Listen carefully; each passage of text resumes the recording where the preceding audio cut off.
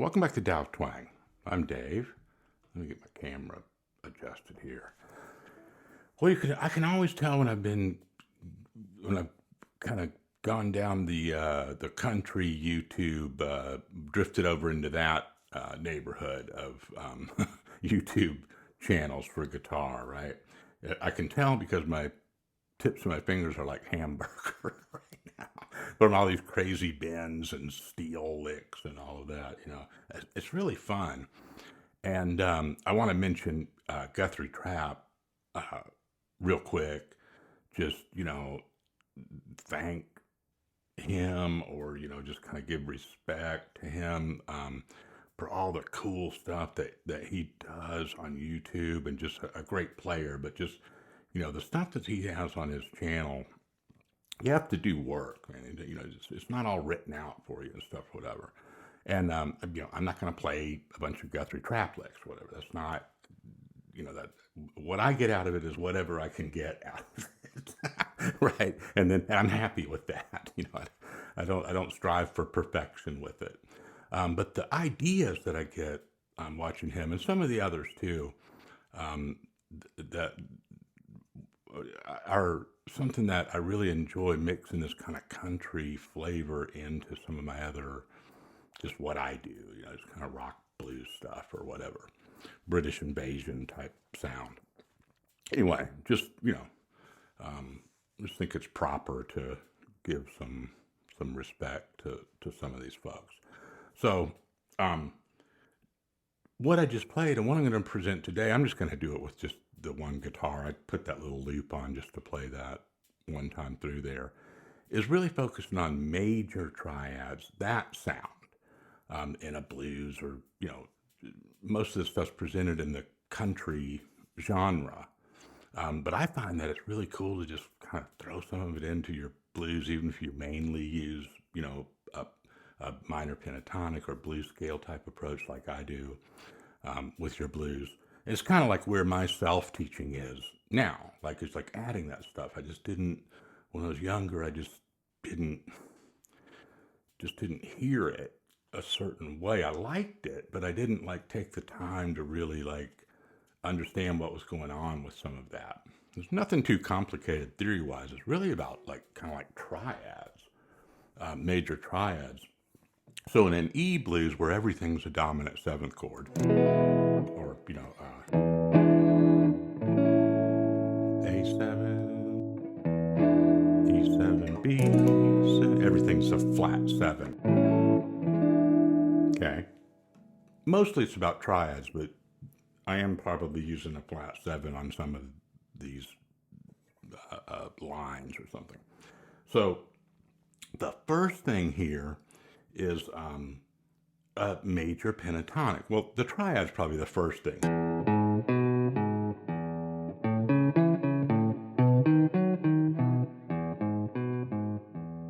don't know where you're at with things. There's a little routine right there if you just want to go around and look for triads.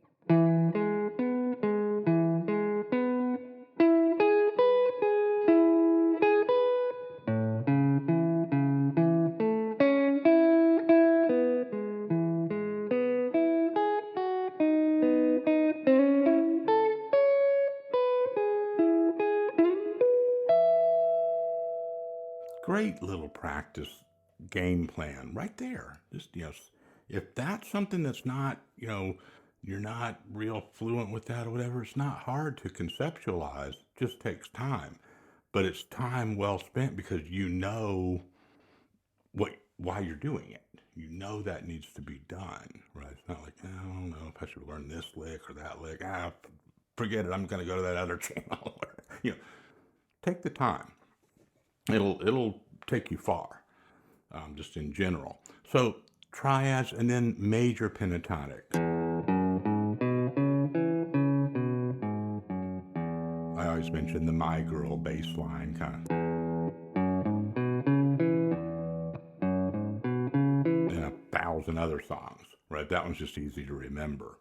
So, again, if you're new to some of this stuff, that's the stuff you want to be taking the time to do.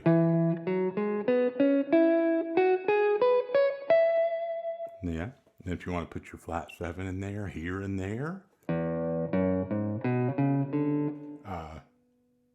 yeah. Okay, it always ended up in like a day trip or thing or whatever. But with the arpeggio, I guess, like I'm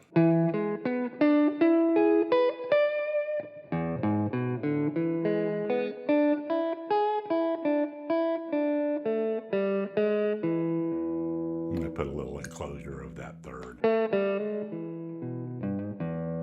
just a kind of a standard way of featuring the third, right? So those are just warm up things. So now let's get going with this 12 bar routine. First thing I did is just, and I came in after the beat. So if you're doing this with just your guitar, you could play a chord like,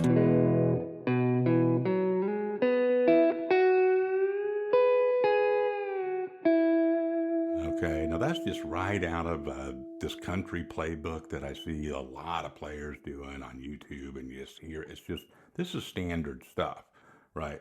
But if you're like me, you kind of, and you didn't really incorporate this earlier in your guitar development or whatever, you'll take to it real quickly, right? If you are used to this, then you're good. So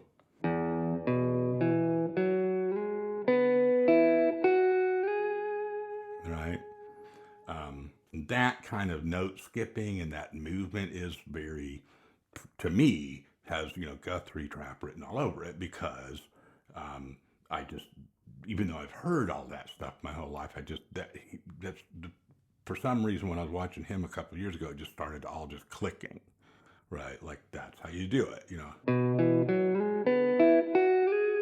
You want something that's easy for your body to do, or something that just, once you get it practiced and get that muscle memory going, and you pull the trigger on it, it just happens. Sometimes it happens better than others. So then when I get up here, I just bend it like that, right? And if you want to take the time to kind of identify triads and stuff as you're going, that's cool too.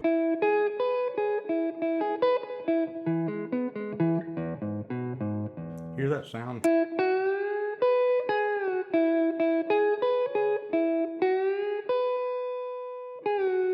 I bend that up to where it's the third, I play the fifth, I come back down, go to the root, you're playing a chord.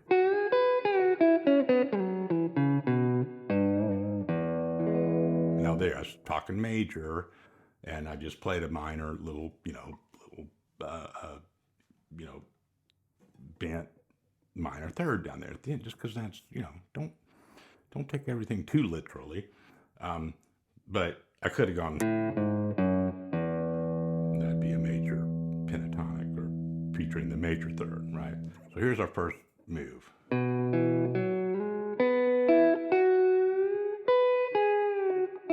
Comes out of, part of it comes out of that kind of shape, right? So then I think I went,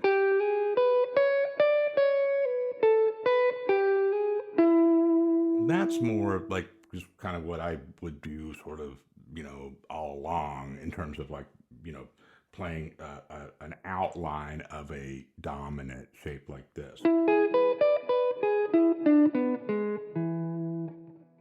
it comes out of this shape, make it a dominant 7. There's the triad. There's the D, the flat 7. And then I'm just doing some interior walking and sliding around in there.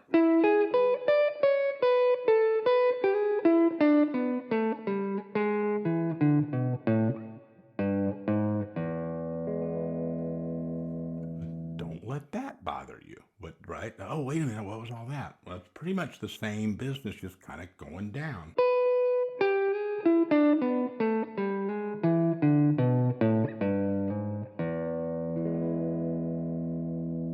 See, sometimes I don't use the fingering stuff that a lot of these pro players and stuff use, because I didn't grow up like looking at it. I'm more used to, like, what I do is I can see, and I'm almost, it's weird because I'm almost like happy sometimes if I can't see. Like if they turn the guitar the other way or something, it's like all of a sudden it's like then I actually get busy learning something because I just have to listen to it. I just back it up and I listen to it, and then I copy the sound of it. And that's what I used to do with tapes and records and stuff with it. So I'm used to that. I'm not used to doing everything by looking at it, right? But had I had YouTube, you can bet your last dollar I would have been looking at it every day. I would have been even worse than I was already with not wanting to do anything else. So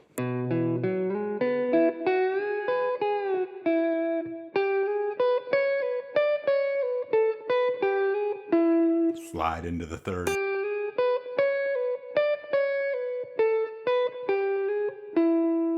That's got a lot more enclosures and stuff in it. Then I did the same lick down here when it goes to the 4 chord, the A.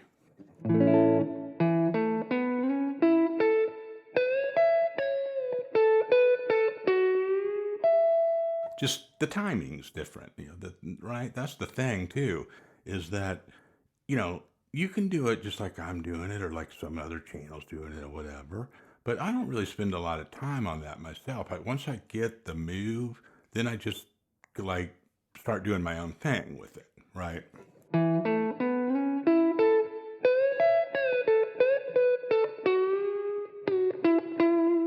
Okay, and that last part is where it goes from the A back to the E. Okay, so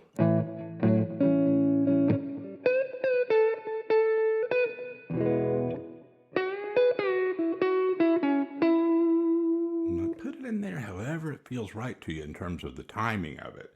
But the move there is like another triad thing, right?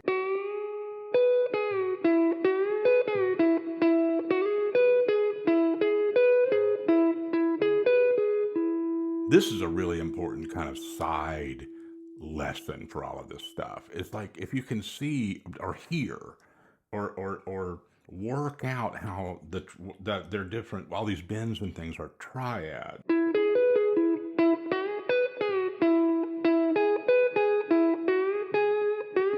Bend that.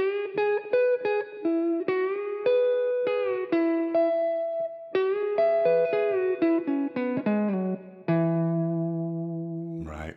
You'll get it once a few of these things kind of click. If you're not used to it, it'll all start clicking. It's like, okay, I hear it and I can see that it's all part of shapes that I'm kind of already familiar with or something. And if you're not familiar with them, then you just have a little more work to do. Don't be discouraged. Just go back and start with like the thing I mentioned at the beginning, just finding major triads all over the place for these different roots and stuff. So here we go.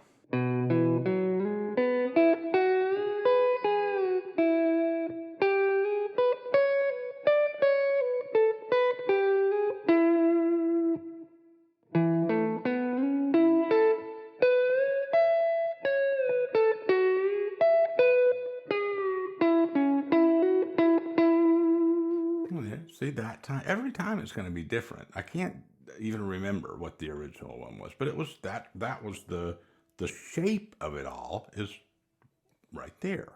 Okay, so let yourself go a little bit.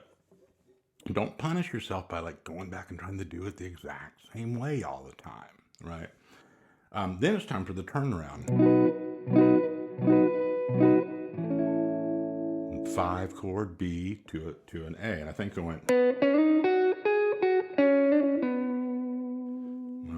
That might look like it's kind of all over the place. If you look at it in a, let's see if we, up high, you see this a lot.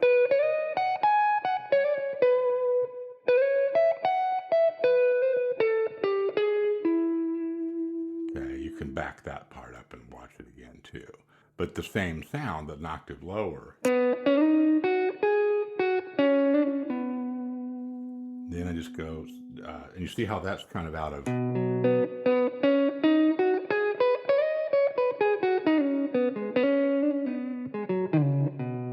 Like a B major triad or major pentatonic type thing. These are not minor pentatonic shapes, Okay. And then from the A, I just go up and I'm kind of, my hand's already right here. So I just slide the,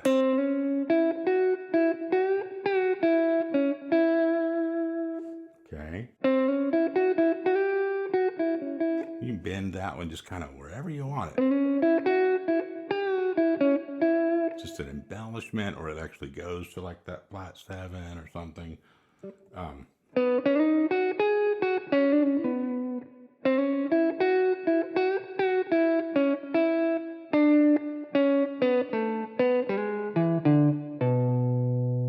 okay, that part, just copy that if you want, and just kind of look at it and see if you can come up with like, there's chord shapes in there, but because it's moving through a few different chords in that little musical passage, that little statement, it just takes one or two, a couple of notes from each one of the chords as it goes down. So it's not that complicated. It's just, it's really like a,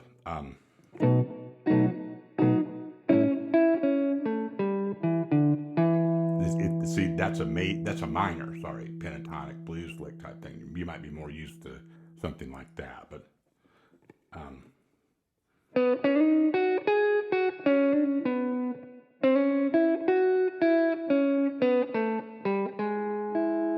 that's another way you could look at it, right? It's going from an A7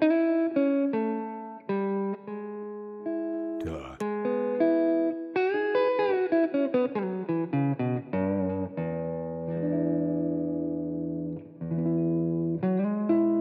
sometimes it's better to end everything on just a major triad or something. It sounds, more resolving or whatever.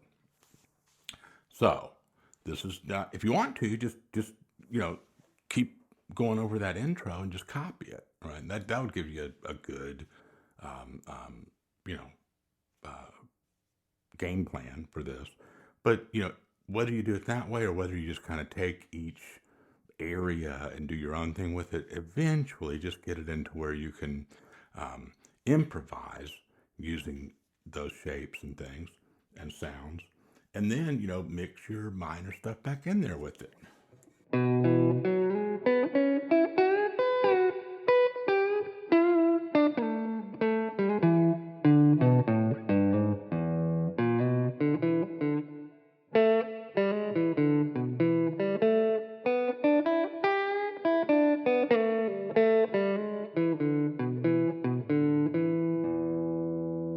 I've been doing this for, a half an hour or whatever, warming up, getting ready to make this video. So I'm so drilled into that major thing. I just want to keep playing that major third.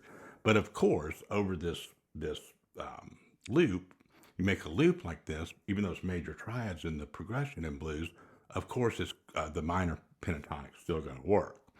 So I'll play a little bit of a jam here to take you out. Let me know how this goes. Appreciate you. See you next time.